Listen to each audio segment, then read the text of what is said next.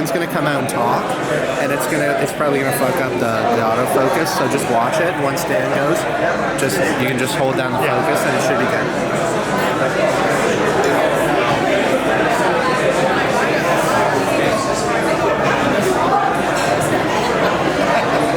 Welcome everyone. Let's get the show going. Please take a seat if you can find one. It's a full house. So my name's Dan Hilton. I'm the Riding Association President. I have the privilege of getting things going tonight. Thanks all for coming. You can't hear me? We'll just be in your way. Can you guys hear me now? All right, fantastic. So I'm the local Riding Association President for the Canada Conservative Association. Why are we in Bell's Corners, you might ask? Bell's Corners in Canada are actually part of the same riding in the next election, so we thought it was incredibly important for us to be here. Before we get started, how about a big round of applause to our hosts, and maybe we can keep the beer flowing so that they remain profitable and we get invited back to the next event, if that's all right?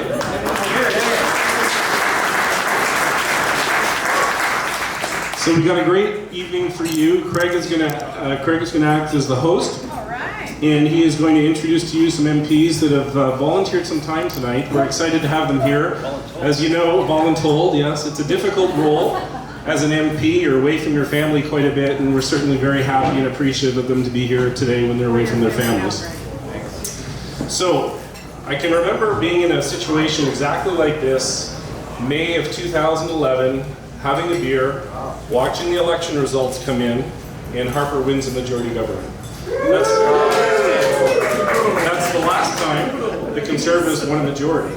And I can tell you, the winds of change are identical today as they were back then. I guarantee we're going to win the next election if we're thoughtful, if we make sure our message gets out, and we get the vote out. In that election, only 60% of Canadians voted. You would be surprised, and we're sitting so high in the polls today, let's not take it for granted. It's critical that we have volunteers, that we do our fundraising, that we get our message out, make sure our policy is understood, and then when the election comes, we've got to get out the vote. That's what's going to make the difference. We've got the energy, we've got the momentum, so hopefully after tonight, you guys are invigorated. There's going to be some great discussions, I'm sure, maybe some inside the camp kind of stuff. We'll see how far Greg pushes things, but I certainly want to thank you all for coming out tonight. Let's have a wonderful evening, and let me introduce to you, to get things started, Greg Hung, the next MP for Canada.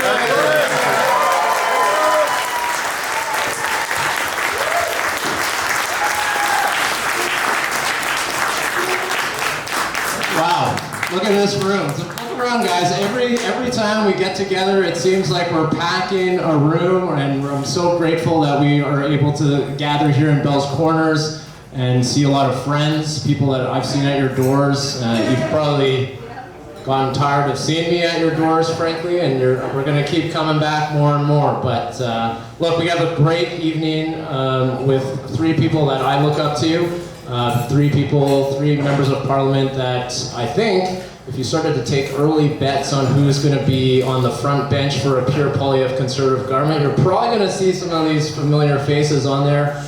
Because they stand for what is right, they're vocal, and they call out the liberal BS. Yeah. Right? Some people have to call that out. So we're going to go through a couple of topics here, things that I know all three of them are passionate about, and then we'll open it up to some questions. Feel free to keep going for seconds for Putin. Thank you so much for everyone being here on this Tuesday. Before we start, I'm just going to draw your attention to Max. Max, can you just wave your hand? It's just this young guy at the front. So that's my volunteer coordinator. So if you want to get involved with the campaign, if you have skills that you think will help us win the next election, please connect with Max tonight, share your contact information, and we'll put you guys to good use. So thanks everybody, let's get started, okay?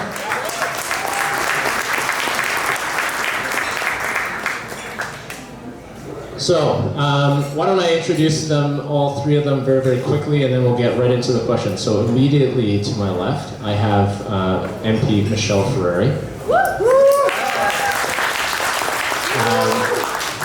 If you've been following Jenna Suds, then you know Michelle is 2 steps ahead of her already on every single issue. She is our shadow minister for children, family, and did I get that right? And social services. She's going to do a lot better job than Jenna Suds as the next minister there. In the middle, we have Member of Parliament Ryan Williams. Ryan is kind of our go-to guy on competition, trade, you name it. Basically everything really, really important, and everything, when you talk about high cell phone bills, when you talk about high groceries, Ryan's your guy. And he's the guy that's pushing within caucus to make sure that a next Conservative government focuses on affordability across the board for all Canadians. So this is going to be an important guy. And last but not least, Stan Albus, all the way from British Columbia. I might be aging myself, but I worked for Dan for a little bit, a very brief moment as a political staffer. Dan is probably one of the most widely respected members of Parliament from, I think, on both sides of the aisle in the House of Commons. He's been around a long time. He knows his stuff. He's been a political mentor for me. A lot of people go to Dan for advice because he's been around for so long and seen what it was like. I'm allowed to say some of these things when you work for him. So please join me in welcoming all 3 here to Bell's Corners tonight.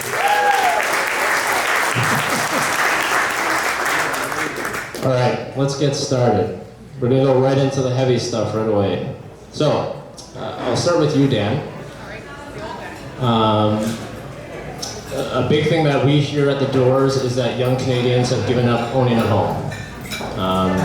And, you know, maybe it's not even just young Canadians, but certainly that's the demographic that I see at the doors, and are starting to say, hey, like, that dream of home ownership is slipping further and further away.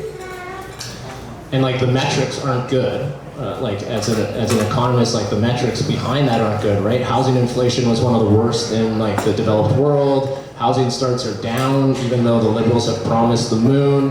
All of the metrics don't seem to be saying that there's a lot of empty promises here from the Liberals when it comes to housing. Here in our riding of Canada, we hear it a lot. We've seen Jenna Suds put on a hard hat and have a shovel, and it hasn't really led to homes. So maybe you could break this down for us, what a common sense Conservative government is going to do. What's your message to people that are saying home ownership is getting out of reach? How is a Conservative government going to fix that? Thanks, Greg, and it's wonderful to be in Bell's Corner. Thank you very much for having all 3 of us here tonight. So look, this is something that Pierre Poilievre talks about every day. He was in my riding a few weeks ago, and what was he hearing? The same things that all young people are saying, that they believe the promise of Canada is broken. What was the promise of Canada? You work hard, you can save up, find a secure house in a nice neighborhood, afford gas and groceries, and raise a family. And that promise is broken today. So this is something that we as a party have to take, and we got to take responsibility for it, because the Liberals haven't. So essentially, we've been talking about, axing the tax in terms of the carbon tax, but we know there's 2 things that are really holding back right now from house building. So number 1 is bureaucracy, right? We see, I was a city councillor in the city of Penticton, and we used to talk about the 2nd floor of City Hall, the development services, where you would talk about development in years and tiers, not days and weeks. And I would speak to builders, and they would say, you go in there with a good idea, and they just wring it out of you. And eventually you can't even afford to go ahead with your project. And so the people that are holding up housing right now, the gatekeepers, this is something that we have to tackle. And this is why Pierre keeps talking about the need to remove the gatekeepers and to make, especially in the big municipalities where the Vancouvers and the Torontos, instead of giving them money to only have them raise development cost charges, we should actually change the incentives. So the more homes that they build, you'll get a building bonus. The fewer homes you build, we'll be taking those federal funds away. So we get the incentives right. How many people agree with that plan? But you can't just remove the bureaucracy. You have to make the numbers work. How many people work in the construction industry? That's right, we have a few people here, and we need more. By the way, we need as many young people to get into the trades. And when Pierre was in Princeton, BC, he was saying, I'm going to put the trades on the same keel, because we always encourage people, to get educated. But we seem in Canada always pushing towards certain careers. And not everyone wants to be a doctor. Now, there's some wonderful doctors, and we need more of them. But we also need to have the know-how economies. We need people to be able to build houses again. And you know what? Yes, let's give that some applause, because that's what we get the opportunity. Because if someone can swing a hammer and say, you know what? I'm building someone else's home, but I'm going to go to where I can build a home for myself. A lot of people in British Columbia, where I'm from right now, the young people are leaving. And where are they going? They're going to places like Alberta or Calgary and Edmonton. They can still afford to buy a home. So we got to start thinking in terms of how do we get people to work. Now, I talked about bureaucracy, we talked a little bit about building, but ultimately the numbers need to work. So Pierre has been talking about axing the tax, not just in the carbon tax, but on the GST. Now, this tax cut would essentially take about $50,000 off of someone's home purchase for a house under $1 million. So in still places in British Columbia, you can do that. I think Canada, you probably could find where you could build a home for underneath that. And the thing is, folks, is it allows the developer to be able to finance quicker. This is really important, because when you have higher interest rates because of Justin Trudeau's overspending, essentially what that does is it makes it harder for them to get that financing. So this is good for builders because they can make the numbers work. They can take it to the bank. They're not, again, they're not like the Liberal government where they can just figure out the math later. And then this will see another 30,000 new homes made. The last thing I'm going to say is this, two things. Number one, we're going to return the promise of Canada. We've got to give people that Canadian dream. Look, I want my kids to be able to get married, start a family. Then you have something to defend, something to look forward to. That family formation is incredibly important to a country where our demographics are aging. The last point I'd make is this. Look, Jagmeet Singh is terrible. Justin Trudeau is terrible. They are terrible leaders.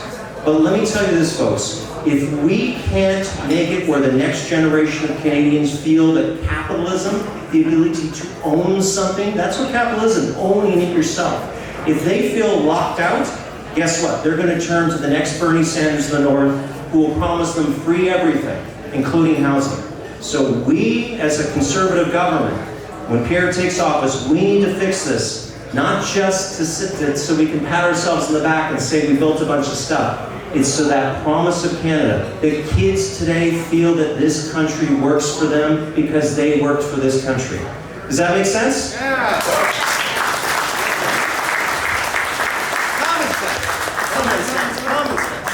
Thanks, Dan. And for those of you who don't know, Dan has a long history. He was one of the pioneers of fighting back on red tape from, I don't know if you remember that case where a guy got arrested for bringing a case of beer across provincial lines.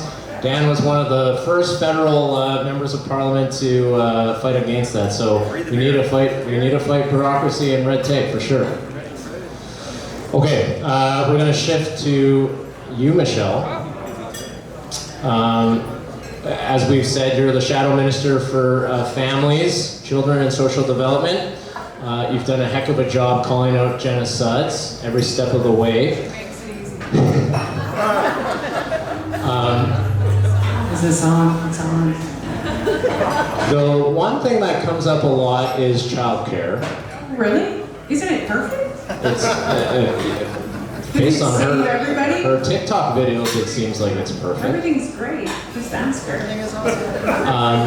Let's get some things out of the way. Like, I think the $10 day childcare is just liberal marketing, and doesn't really exist for a lot of families in not only just in Canada but across Canada. Many families don't have it. They're on wait lists. They have to just roll up their sleeves and find a solution for their family, what works for them. Many of them have just given up on this pipe dream of $10 a day. The news every week seems to suggest that provinces aren't happy. There's families across the country that are disillusioned with this promise of $10 a day childcare. Look, you've been following her this whole time. Why don't you break this open for us? What are you seeing from across the way? How do we actually get accessible childcare to the parents who need it most? We vote Greg Conn. You need a new representative and you need it today. We need an election and we need it yesterday. I love these two guys standing at the very back, the WTF t-shirts. Where's the funds? Where's the funds? I've never seen a government spend so much money, be so proud to spend so much money and achieve disastrous results. They announced this $250 check, right? This GST check. Yeah, baloney. This guy says to me today, he goes, can you tell the Liberals and the NDP to stop bribing me with my own money? And so what you see with childcare is the same thing you see in every single file. Okay, so they create a problem. So they create a world where you can't afford anything. Okay? So you don't even have choice as a parent. I see lots of young kids in here. I met lots of young Ottawa U students. How many of you are not considering having children? Pretty personal question, but we're just gonna open it right up. We're gonna get personal right away here. Okay. We have the highest, or the lowest birth rate in history, in Canadian history. Because people are afraid to have children. How many of you in here have children? Children are the meaning of life. Family is the meaning of life. Not that if you can't have children, that is not what I'm saying. But I'm saying they're taking away that dream because you can't even afford it. So now they've forced families to not have that choice to choose between going to work or staying home and raising your child. That choice is gone, and they shame you if you wanted to do that. So there's problem number one. Problem number two with this program is it's the same thing for every single thing they do. It picks winners and it picks losers based on their ideology. So it is not open to everybody. No. It is only open to the government organizations that they want to raise your children. The private operators who live down the street, who are doing everything right, who have opened up a business, they're women entrepreneurs. This is the biggest fake feminist government I've ever met in my life. Justin Trudeau does not like women. Trust me, he really doesn't like me. And I love it. They're fake feminists. And so you have a program that has just been a complete disaster, which is what everything else is going to be, because they don't know how to run a government. Why don't they know how to run a government? Because it is a follow the leader situation. Anybody who knows this, anybody who works in any organization, it comes from the top down and it creates a culture. You have a weak prime minister, which creates weak ministers. That's what you have. And so you have no accountability, no transparency. We're just going to go out and buy people's votes. We're going to tell them that there's $10 a day childcare. Ask them, I dare you, ask them how many kids are actually in a $10 a day spot. Funny, they can't answer that question. And so it's about restoring affordability. It's about calling it out. We're so done. Right now, everybody's done. Who is done? It's why you're here. It's why you're here, and thank you for being here.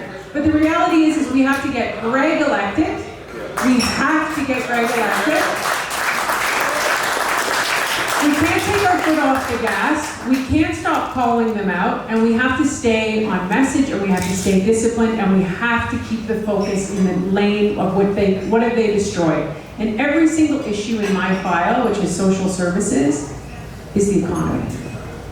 When you take people's ability away to be able to provide for their family, that's why you see an increase in intimate partner violence. It's why you see an increase in the breakdown of families. It's why you see an increase in crime. It's why you see an increase in mental illness. It's why you see an increase in addiction and all of these other issues, because people can't cope. Because they're going to work, they're doing everything they can, but the value of their dollar has become nothing. because they're spending all of their money on housing, on groceries, they have nothing left, and people feel hopeless. And the best, most compassionate thing a leader can do is make life affordable. I don't know if you guys saw this in the house today, but Pierre asked Justin, not once, not twice, not 3 times, 4, 5 times, what is the deficit? You are the leader of a G7 country. It is your responsibility as the Prime Minister to know how much money you are managing, how much you owe. He does not know. That is catastrophic. And that is the essence of everything that you have to do. Once you restore the economy and people's paychecks work for them, you restore the incentive, the hope. People want to go to work. They don't want handouts and they don't want to be bribed with their own money. They want choice, they want flexibility, and they want to be able to live their life freely. And that is exactly what we're going to do with your help. And we're going to bring it home with this guy.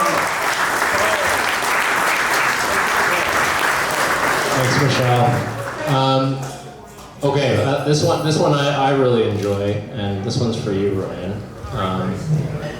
My Liberal opponent loves to make big hay that she drives an electric vehicle. Every sentence she does say like, I'm driving an electric vehicle.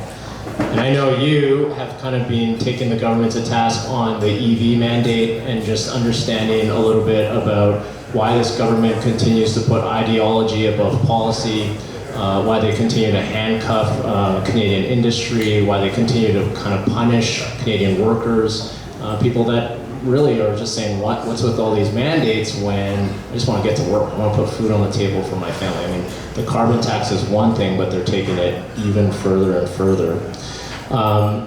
Maybe, I think it all stems from the carbon tax. We want to have a carbon tax election. Maybe break this down, what you're seeing from as the critic on where this government's misplaced priorities are and why we need to return to focusing on the people in Canada. Canada first. Well, first of all, nice to be here. I feel like it's it's a bit of a hockey team entrance when you're introducing us, because this is the thing that it's all about. It's all about a team, right? When you look about, who of you here have heard of Pierre Poilievre? Do you like Pierre Poilievre? Have you heard of him? Who's excited for him to be the next Prime Minister of Canada? I know that there's a friend of mine tonight with a hockey jersey on with the Pierre Poilievre, but yeah, there you are there. Common sense.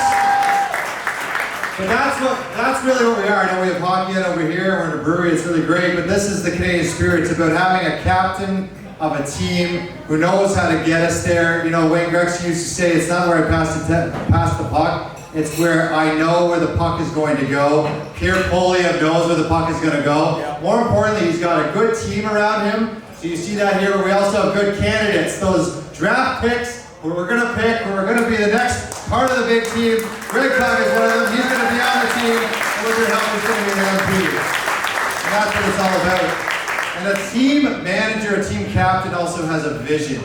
And the vision of Pierre Poilievre has been unlike any other we've had. Well, I always talk about, when we look at Parliament right now, first of all, Pierre was the original who talked about why Parliament was green. Does anyone know why Parliament's green?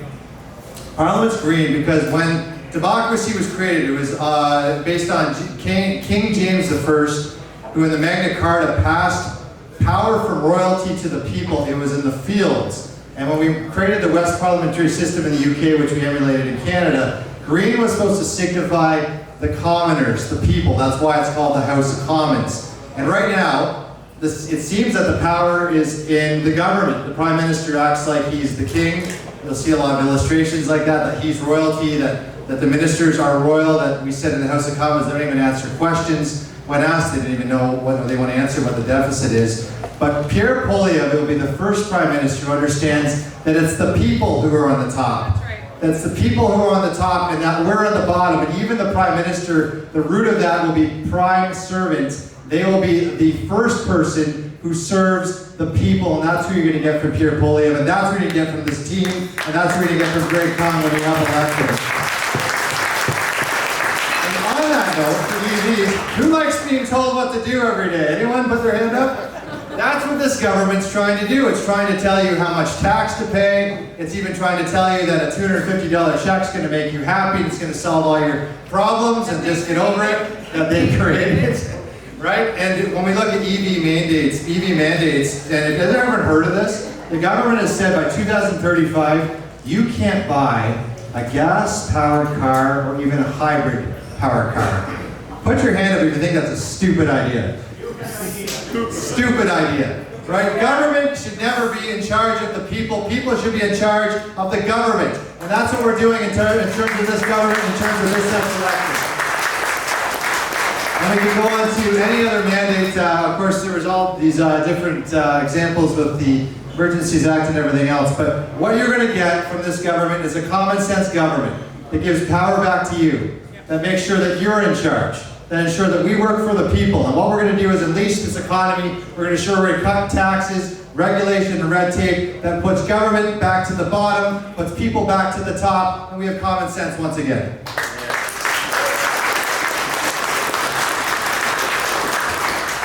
All right, this one's for Dan. Thanks, Ryan. As we've touched on a little bit, I mean, I guess I'm not really, it's not a surprise. Dan, out of the three here, Dan has been the longest serving member of Parliament. Because he's old. I know, right? He said it. That's right. He keeps talking about Dan's, yeah, I'm not getting my Christmas card this year, I don't think. Look, you've got a chance to sit on the same side as Prime Minister Harper. You've had the chance to sit on the same side as our leader, Pierre Poilievre, now. You've also had a chance to sit across from Justin Trudeau and see the disastrous government there. Maybe if you can just put perspective, you know, maybe as your time as a public servant, what you've seen from the, I mean, we could be here all night, but the ethical lapses from the Trudeau Liberals, from the lack of accountability and transparency. I mean, the list goes on. I mean, what are some of the things that stand out to you? And what, I guess to close that, what hope do you have that we have a team, and I think this is what Ryan touched on, like, maybe share your excitement at what you see from a Pierre Poilievre common sense government. So the first meeting that I attended, and this is just after being sworn in, I was put in a room with Pierre and a few other experienced MPs, and they did an orientation just for Conservative members of Parliament. And one of the first things that Pierre had said, very similar to what Ryan is saying to you right now, this is, I will tell you this, Pierre, he's an excellent communicator, but he does have a superpower. His superpower is his ability to listen. He won a riding in 2004 from a sitting cabinet minister. He went to his boss at the time, Stockwell Day, my predecessor, and said, I'd like to run, what do you think? And he said, well, you know, it's going to be a big hill to climb. How do you plan to do it? He says, I'm going to listen to the people, find out what they want, I'm going to be their champion. And so what Pierre said to me that day was this. This is how it works here in Ottawa. Ministers work for us. They work for the members of Parliament. And who do we work for? We work for the people. And when the minister comes to us, you have to make sure that when you talk to them, that you know more about what your people want than anyone else. And so that when that minister says, here's this new program we're thinking, you can look it through the lens of your people. That's what Pierre told me then, and that's what he's telling us all now. This government, its biggest excess is it believes it is above the fray. That it could call from way up high and run your life better than you can. That's not how the system was supposed to work. The system is supposed to work where people are champions for their ridings, that they canvass, that they speak with their constituents, they understand their fears, they understand their hopes, and then they go to Ottawa and ask themselves this question: do I have faith in this program and this government? The answer is yes, you vote in favor. The answer is no, you vote against. And right now, I will tell you,